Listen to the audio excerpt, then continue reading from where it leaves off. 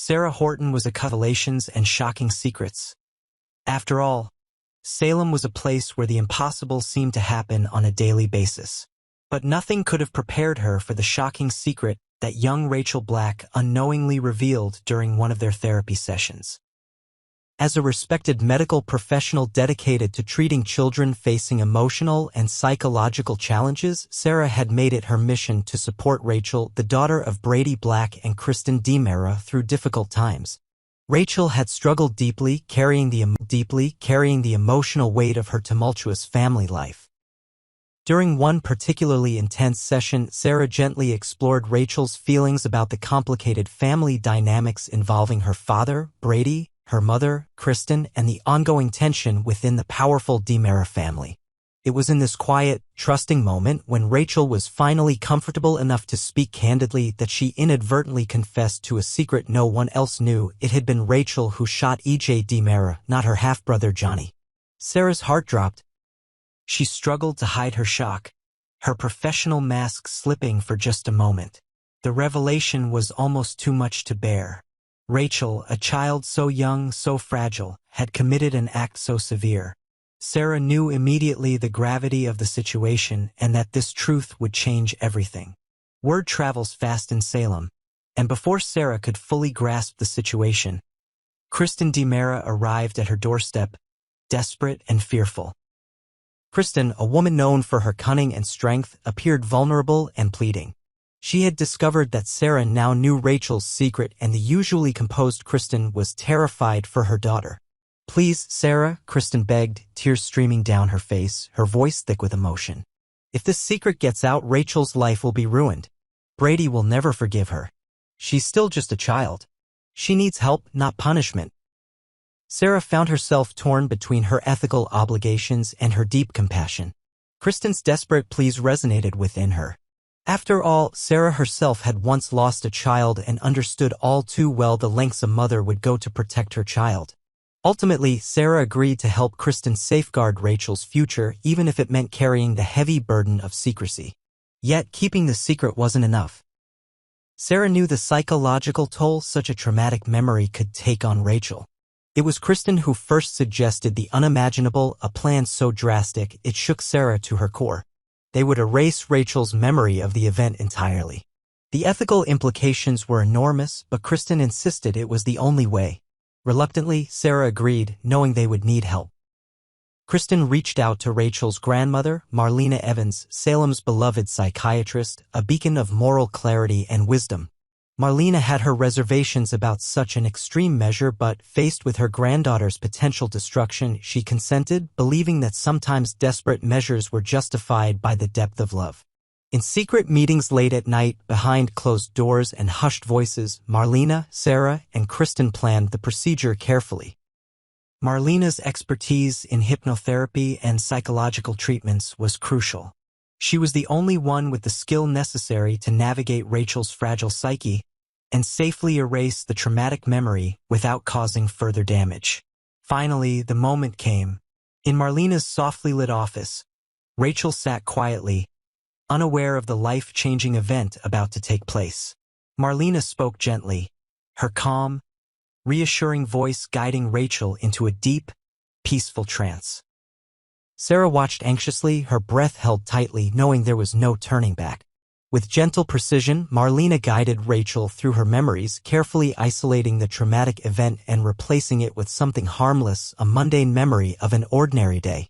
Hours passed, each minute feeling like an eternity, but eventually it was done. Rachel awoke, calm and smiling, completely oblivious to the tragedy she had unwittingly caused. Kristen wept with relief, hugging Marlena and Sarah tightly. Sarah felt a mix of relief and guilt, knowing they had crossed lines she never imagined she would, but seeing Rachel's innocent smile reassured her that their drastic actions had been necessary. Yet secrets in Salem rarely stayed buried for long. Soon after, Kristen shocked everyone by publicly confessing to shooting E.J. DiMera herself. Taking the fall to protect Rachel, Kristen was swiftly sentenced to time in Statesville prison, knowing she had sacrificed her freedom for her daughter's innocence. Although Sarah and Marlena felt immense sorrow and responsibility for Kristen's imprisonment, they knew Rachel was safe, for now. While Kristen paid the price for their collective decision, Rachel began receiving the intensive mental health support she had long needed. And although Brady remained unaware of the truth, he saw the positive change in his daughter and felt hope again. Sarah knew deep down that this secret would likely resurface someday. But for now, she chose to focus on healing, compassion, and protecting a child's innocence at all costs. The weight of the secret was heavy, but the love they had shown Rachel would, they hoped, outweigh everything else. Meanwhile, in another universe, one where the truth was never spoken, and Rachel Black never confessed to pulling the trigger, Johnny DiMera's life would have taken a devastating turn. This is the haunting possibility that lingers behind closed doors in Salem. What if Johnny had taken the fall for something he didn't do? The tragic implications of such a scenario are staggering. Imagine a young man, already burdened by the DiMera legacy, caught in the storm of a violent crime he didn't commit. The incident, E.J. DiMera being shot, would be investigated thoroughly, and without Rachel's confession, the evidence would inevitably point toward Johnny. After all, he was in proximity, he had motive, tenuous though it may be, and above all, he fit the narrative law enforcement and the press wanted. Johnny would have been arrested, his name splashed across headlines, his image tarnished.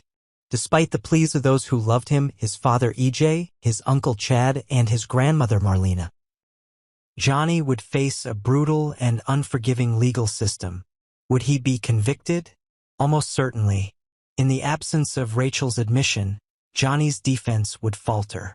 Prosecutors would craft a compelling story, painting Johnny as a troubled heir lashing out in a moment of rage. A jury, hungry for justice in a town that never sleeps on scandal, could be swayed. A guilty verdict would see Johnny sentenced to years, perhaps decades, behind bars. A DiMera in a prison cell would be a cautionary tale, a symbol of the family's moral decay. But the tragedy wouldn't stop at Johnny's imprisonment. It would ripple outward, destroying lives and relationships. Marlena Evans, Johnny's grandmother and a pillar of compassion in Salem, would be left shattered. Having participated in the decision to shield Rachel, Marlena's guilt would eat away at her. She had believed she was protecting a child, preserving innocence. But in doing so, she would have sacrificed another. Would Marlena regret her choice? Absolutely. Marlena, who spent her life guiding others through their traumas and darkest hours, would find herself unable to forgive her own complicity. Each day that Johnny spent in a cold prison cell would be a reminder of the cost of her decision. The walls of her office, once a sanctuary of healing, would echo with the silence of a grandson betrayed. Kristen DiMera, ever the protector of Rachel, might appear unfazed on the surface, but even she would carry the burden of what they had done.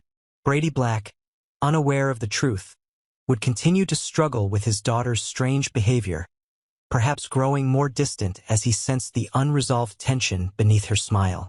And Sarah Horton, so committed to saving Rachel, might find herself disillusioned, questioning the line between compassion and complicity. In prison, Johnny would change. Time behind bars would harden him, distance him from the idealistic artist he once was. His relationships would deteriorate, trust in his family would erode, and he might emerge from his sentence a shadow of his former self, or not emerge at all. There is a grim poetry in this imagined fate. Salem has always been a place where secrets wield tremendous power. This one secret, the truth about who really pulled the trigger, had the power to save one life and destroy another. By choosing to protect Rachel, Sarah, Marlena, and Kristen had chosen to sacrifice Johnny's future.